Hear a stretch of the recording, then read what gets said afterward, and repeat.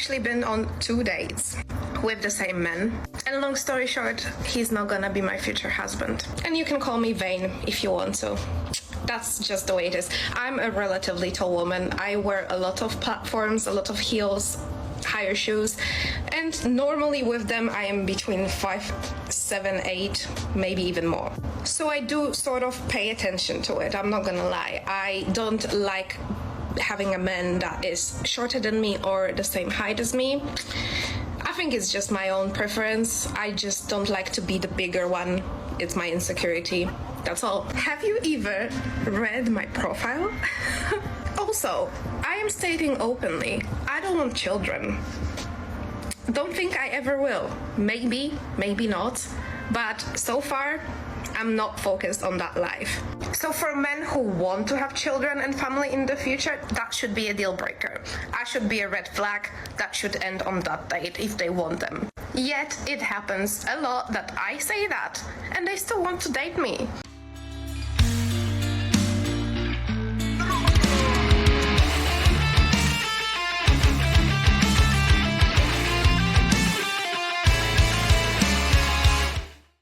Gentlemen, welcome back to the channel. Glad to have you here. Give me the sit rep.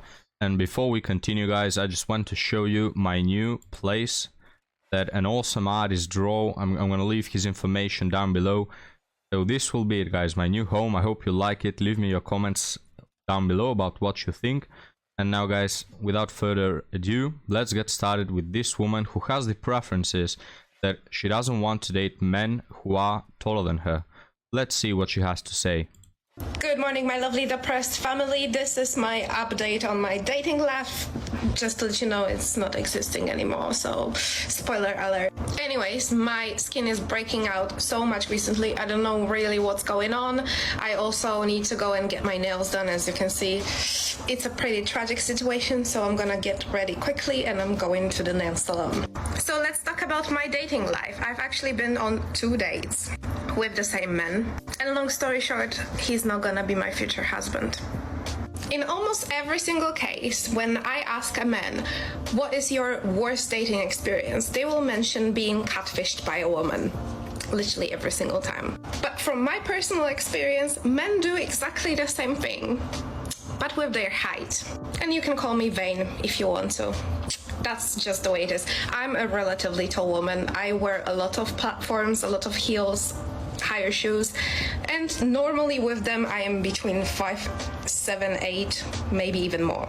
So I do sort of pay attention to it, I'm not gonna lie. I don't like having a man that is shorter than me or the same height as me. I love how she says, I sort of pay attention to it, you know, like maybe, sometimes.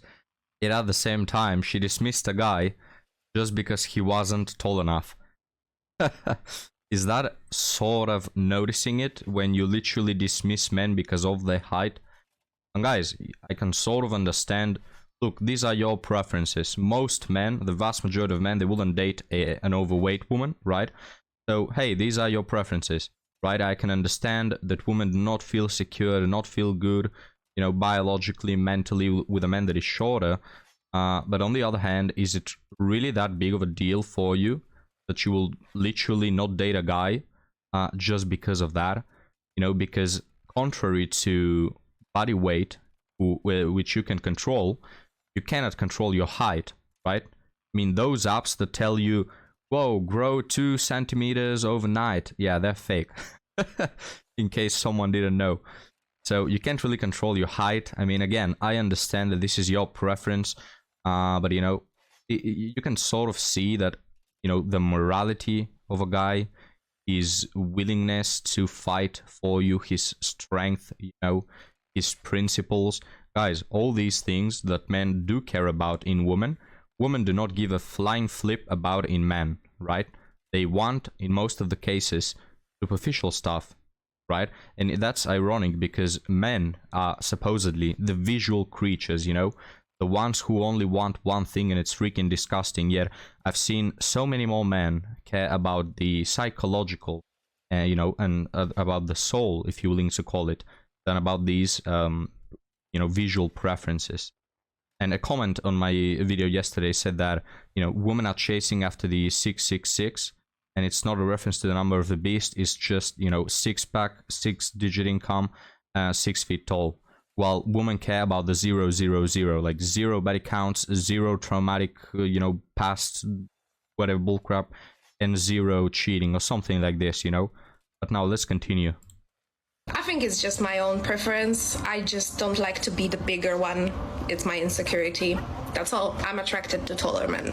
On Hinge, you state your height, right? And I've seen so many men that are 5'11" and are the same height as me. Frustrating. And I don't even know how to politely address this situation, because I'm not rude and I'm not gonna be like, well, hi, you lied about your height. But you did. It's like saying, oh, he's 28, but then in his bio it says I'm actually 38. Come on. Second thing is, I am pretty convinced that most of the men don't even read descriptions on your profile. Hinge has these prompts that you respond to, and I'm pretty sure that one of mine was, I want to escape London with someone, by the sea, and adopt as many animals as possible. Before she continues with the absolutely normal preferences, let's address that men do not read bios, which in fact they don't. Who in the hell does that? Guys, who does that? Who reads bios? Nobody does that, especially men, because men just swipe left on everything they see, or right, I don't even remember. They accept every woman that looks attractive, because you just, there's no point in reading the bios, right? Like, most women are going to dismiss you anyway, and I'm not talking about the 10 out of 10 women. No, guys, I'm talking about the average woman will dismiss men who are way more attractive than them. So what's the point in reading bios as if that's going to change anything, you know? Like, men are adapting to the game, men are adapting to the dating apps, and even when swiping, you know, even when accepting all of those women, like, for every 100 they accept, maybe 1 or 2 accepts back, you know? It's not really worth it to waste your time reading dumb bios where women will say, I'm a Gemini, what are you? Or, you know, I really love cats. Or, I want a 6 feet tall man who can buy me a house near the sea, and I want to move out of London and adopt 200 dogs. Nobody cares about that. But now let's continue. So tell me why within a conversation a guy can tell me, oh yeah, I don't really like dogs or cats, I'm scared of them, I can't imagine anything worse than waking up with a dog in my bed. What? Have you ever read my profile? Also, let's analyze. No. Yeah, sorry guys, sorry for the pause. Let's continue, we'll analyze it later. oh, I am stating openly, I don't want children. Don't think I ever will. Maybe, maybe not. But so far, I'm not focused on that life. So for men who... Yeah, I wanted to just get that in. So let's analyze the picture together, shall we? Shall we, not shall we? I don't know what's happening, guys. I cannot talk today. Look, now, you can like men who are taller, that is absolutely acceptable, but when you sum everything up, this woman, guys, wants someone to move out of London with who can buy her a house near the sea, because you know damn sure that she's not going to pay for that house. You have to pay for that house. She wants to adopt multiple pets, you know, birds, dogs, cats, fish, everything under the sea, you know, and upon land. She wants multiple animals, maybe not into that. She doesn't want children. So if you're a guy who wants to have children, that's out of the deal. That's non-negotiable, you know. Or maybe in the future, yeah, she's close to 30, maybe in the future we'll think about children. Just say you won't have children and that's it, you know. So what's in it for men? Again, there was like this calculator that told you, you know, depending on your preferences, what percentage of men in the USA, you know, you will be eligible to date. And this woman, guys, wants the guy who has a 6-digit salary, right, to afford a house near the sea. She wants a guy who is 6 feet tall. Of course, she wouldn't want the 6 feet tall guy who is full of, you know, acne, and you know, is just really really thin and doesn't go to the gym. Of course, she wants a 6 feet tall guy who also happens to be extremely jacked, like out of a movie.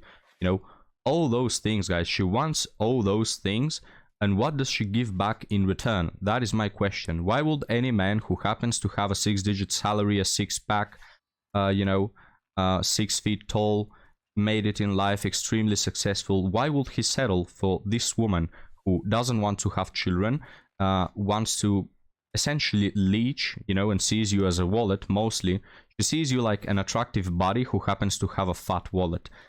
What's in it for men? And this woman, in other aspects, she's not really that bad. No tattoos that I can see. She's talking calmly to the camera, which is a green flag at this point, right? But it's just the standards, man. The expectations are out of the stratosphere. No man, like most men, don't meet this criteria. The men who do, honestly, they have just way better options than you. They wouldn't care less about a person like you.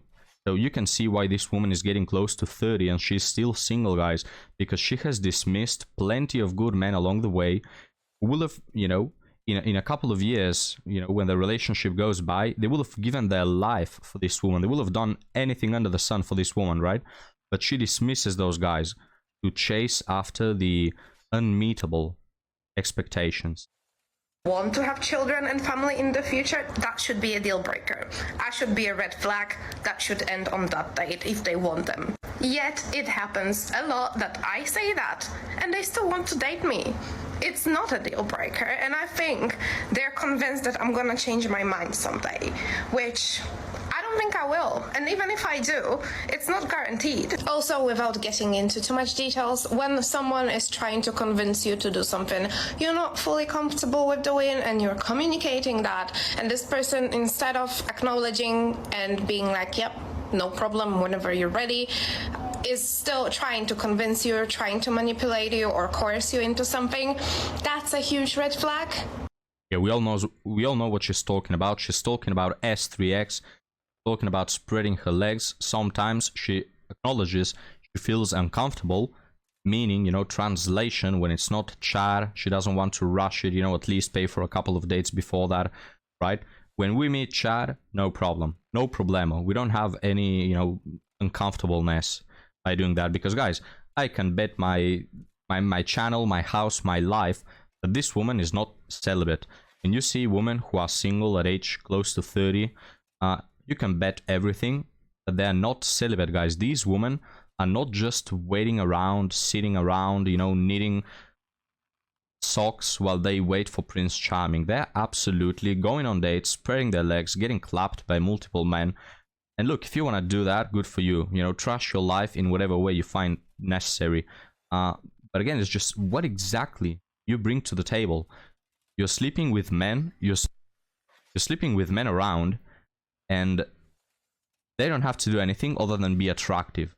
But your future husband has to buy you a damn house near the sea to get the same thing that these other guys are also getting for free. Just make it make sense. I personally don't appreciate it. That happened as well multiple times for me on many dates when guys try to take me home, even though I am not really happy to do so, and that is something that is a huge ick for me. So yeah, so she just mentioned in a commentary down below that she's not looking for something casual, which women will often mention to not appear easy. So what does that mean? You have your V card. Are you a virgin? I'm not looking for something casual that gives me the ick, etc. Okay, are you a virgin? No, we all know she's not. I'm still single, and I'm probably gonna stay single because I have no intention of getting back into dating apps. You're getting it now. For now. I need a mental break. I'm gonna go now. Thank you so much for watching, and I'll see you soon. Bye-bye. Bye, baby doll. Okay, so again, guys, to summarize, this woman, not the worst out of them all, right? No, not extremely unpleasant. I didn't get a headache just by watching her, so, baby steps. But again, just this woman has the problem that a lot of women who are honestly not that bad have, and it's just too high expectations. They expect too much. They expect things that are undeserved. Back in the day, women who were the most, like the prettiest woman in the village, that every man liked, that every man wanted to be with. She can have high standards because she can have all of the men, right? She has all men at her feet. you know. But nowadays, these women, guys, they're average, they're nothing special, and they feel like the princess in the story. They feel like the main character, you know, and they feel that all men are at their feet, which a lot of men are chasing after her because they want to get between her legs and then say goodbye, you know, see you around. That's nothing special. You have to make a difference between people who want to, you know, clap you and people who actually want to be with you. Because if you go, you know, on a public space and spread your legs, I can tell you 200 men are going to line up to have their way with you. But, you know, out of those 200 men, probably not even 5 are going to want to be with you for serious. You know what I mean? So the fact that there are a lot of simps out there or chads chasing after you or whatever, it doesn't mean that you are of high value. It's low prices that attract the most customers, and this is what women don't get, right? And they just increase their expectations because they think, oh yeah, you see, a lot of men chasing after me, so that must mean I'm really valuable. No, it's the opposite. The more easy you appear, the more men are gonna chase you for the things that they're chasing you after. Top 10 mistakes that kept me single, part 10. Oh my goodness, if you have been here from the beginning, thank you for sticking with me during this series. It's been so great reading your comments and sharing with all of you. But I had to save the best for last because, you know, I love you guys. We have to be able to take accountability in relationships and for the state of our dating. And I know it's so easy to blame the other person, but you are ultimately in control of your destiny. And if you really believe that, you will not blame yourself for the state of relationships, but take some accountability and responsibility. I was in a very toxic 5-year relationship very early in my 20s. And this is why I do not recommend long-term relationships that are not marriage for young people in their early 20s. I blamed him a lot for things that happened in that relationship. And let me tell you, some very, very, very, very dire, detrimental things happened in that relationship. I ended up in therapy as a result. I was on antidepressants for a time as a result. It almost took my life, that relationship, but I kept choosing to stay. I could have left. My safety was not in jeopardy if I left, but I didn't know how to let go. And the reason why I was holding on so tightly to this relationship was because I was afraid that I wasn't going to find anyone else. I was afraid of being alone at the time. I'm going to pause it right here, guys, because I like this woman's analysis. Now, you know, I'm going to defend her a little bit. I don't know the rest of this video. I haven't watched it, but for now, I can understand that mistake, right? The first mistake that people make, regardless of whether it's man or woman, yes, people make mistakes. You know, men go with women who are absolutely destructive. Women go with men that they deserve something better. So if it happens once in your lifetime, I think that is human. I think it's acceptable. You know, you're still green. You don't know about dating. You don't know about men, etc. Now, in most of the cases, of course, as she herself mentions, the reason why she didn't left is because she had no self-esteem.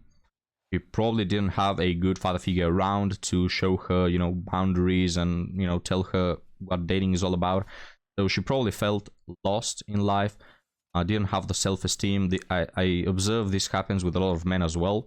You know, a lot of men who go through a first relationship, they think that they cannot get something better, and they sort of, you know, allowed to be stepped on, to be manipulated and used by women.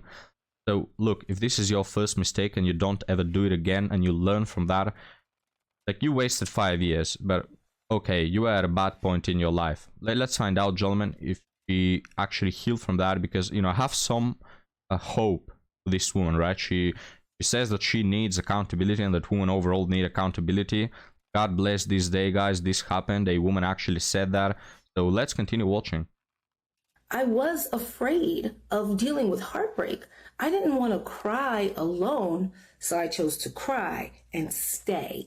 Like, looking back now, I wish I could just kind of like get a hold of my younger self and shake myself, but I learned this lesson the hard way. And for many years, I blamed him and I blamed him and I blamed him. And as much as he did do things wrong, I continued to show up for those wrong things. I allowed the wrong things that he was doing to cause me to do things that were also wrong. And guess what? It's famous for a reason, but the saying goes, 2 wrongs absolutely do not make a right. When you're ready to take accountability for the state of dating and not be like, men are trash, men are this, men are that, the dating pool has urine in it, apps are trash. That's looking out here, because that's always going to be the case, whether you meet somebody online, in person, at the bar, you know, from a recommendation from a family member or friend.